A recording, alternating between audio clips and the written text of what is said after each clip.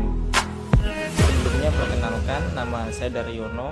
Saya mahasiswa Universitas Pancasakti Bekasi dengan nomor NIM 28920050062. Saya dari Prodi Manajemen semester 3. Ketika perusahaan produk semakin sulit mendiferensiasikan produk fisik mereka beralih ke diferensiasi jasa.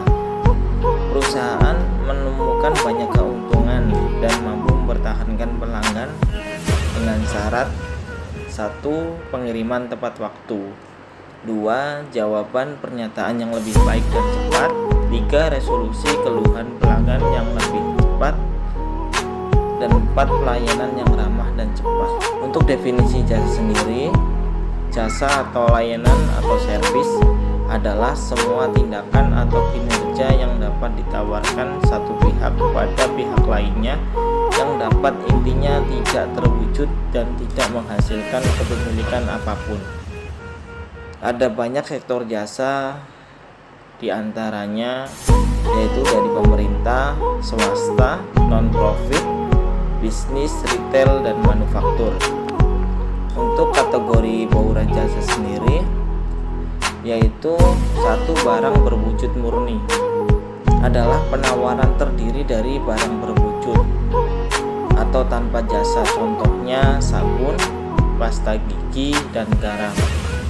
Yang kedua, ada barang berwujud yang disertai jasa, yaitu penawaran terdiri dari bauran barang berwujud dengan 1 atau 2 lebih jasa, contohnya mobil, komputer, dan smartphone. Yang ketiga, ada hibrida, yaitu penawaran terdiri dari barang dan jasa secara proporsional, contohnya restoran. Yang keempat, ada jasa utama yang disertai barang dan jasa kecil, yaitu penawaran terdiri dari jasa utama beserta tambahan jasa atau barang pendukung, contohnya di airlines dan banking.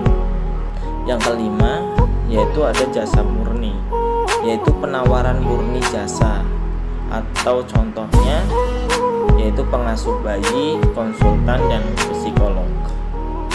Untuk perbedaan jenis jasa sendiri, yaitu ada 5, diantaranya 1. Jasa berbasis peralatan atau berbasis orang, contohnya cuci mobil atau angkutan publik, dan lain-lain. Yang kedua, jasa yang menggunakan berbagai macam proses untuk menghantarkan layanan, contohnya format gaya kantin, prasmanan, fast food, dan romantik. Yang ketiga, ada jasa yang membutuhkan kehadiran klien atau tidak, contohnya salon kecantikan dan dokter. Dan yang keempat, jasa untuk pemenuhan kebutuhan pribadi atau kebutuhan bisnis, contohnya MRO security, network company. Dan yang kelima, ada penyediaan jasa untuk tujuan laba atau nirlaba, contohnya perusahaan, lembaga, amal, dan zakat. Untuk sifat-sifat jasa sendiri, yaitu ada karakteristik tak berwujud atau intangibility, yaitu tidak bisa disentuh, dilihat, dirasakan, didengar, atau dicium sebelum dibeli, dan cenderung tidak bisa dicoba terlebih dahulu, yang berarti resiko pelanggan tinggi. Pelanggan mengandalkan isyarat-isyarat untuk mengambil kesimpulan mengenai kualitas, dan pemasaran harus mencoba untuk tangibilis the intangible, yaitu mengelola bukti untuk mewujudkan hal yang tidak berwujud.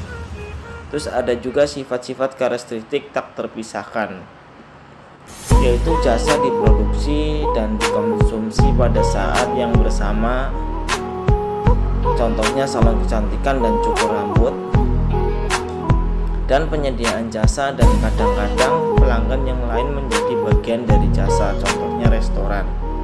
Terdapat preferensi yang kuat terhadap penyediaan jasa tertentu. Dan untuk sifat-sifat jasa yang lain, yaitu ada bervariasi. Sifat jasa bervariasi yaitu penyediaan jasa berbeda-beda dalam hal atribut, keterampilan, mood, dan lain-lain. Bahkan penyediaan jasa yang sama dapat memberikan layanan yang berbeda pada hari yang lain. Pengendalian kualitas sangat penting. Pengerjaan orang yang tepat, standarkan layanan, dan amati kepuasan pelanggan.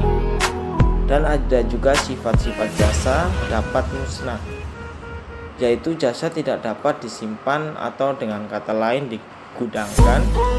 Manajemen kapasitas atau permintaan sangat penting. Strategi sisi permintaan, strategi sisi pasokan. Strategi permintaan dan pasokan jasa. Untuk strategi permintaan, yaitu gunakan harga yang berbeda, tumbuhkan pemerintah non-pack, kembangkan layanan pelengkap dan install sistem reservasi. Sedangkan untuk strategi sisi pemasok, pekerja part-time dan pengenalan peak team, efisiensi rutin, dan tingkatkan partisipasi pelanggan. Rencanakan fasilitas untuk ekspensasi masa depan dan bagi layanan. Sedangkan untuk strategi pemasaran jasa, yaitu perubahan hubungan pelanggan. Maksudnya pelanggan lebih kritis untuk mengungkapkan kritis dan saran. Masih banyak keluhan pelanggan yang kurang didengarkan, yaitu dengan informasi tidak akurat, personel yang tidak responsif, tidak terlatih dan kasar, dan waktu tunggu yang lama. Sedangkan untuk di tingkat laba, yaitu segmentasi pelanggan berdasarkan tingkat laba. Pelanggan prioritas sama dengan pelanggan maksimum, pelanggan non prioritas sama dengan pelayanan minimum. Untuk strategi pemasaran jasa, pemberdayaan pelanggan, yaitu dengan peran aktif media membuat keluhan pelanggan yang satu didengar pelanggan yang lain. Kemajuan teknologi, informasi, dan internet, dan merespon keluhan pelanggan secepat mungkin. Dan untuk SEO productionnya, yaitu dengan pelanggan memainkan peran aktif dalam menghantarkan jasa. Dan hasil studi sepertiga masalah jasa disebabkan oleh pelanggan, mengelola kegagalan pelanggan, dan bekerjasama dengan pelanggan untuk mengatasi kegagalan. Untuk praktik terbaik manajemen kualitas jasa, yaitu dengan 1. Konsep strategi, 2. Komitmen manajemen puncak, 3. Standar tinggi, 4. Teknologi swalayan atau self-service teknologi atau disingkat SST, yang kelima mengawasi sistem, yang keenam memuaskan keluhan pelanggan, yang ketujuh memuaskan karyawan dan pelanggan sekaligus. Terima kasih untuk penjelasan mengenai merancang dan mengelola jasa dari saya, dan saya akhiri. Assalamualaikum warahmatullahi wabarakatuh.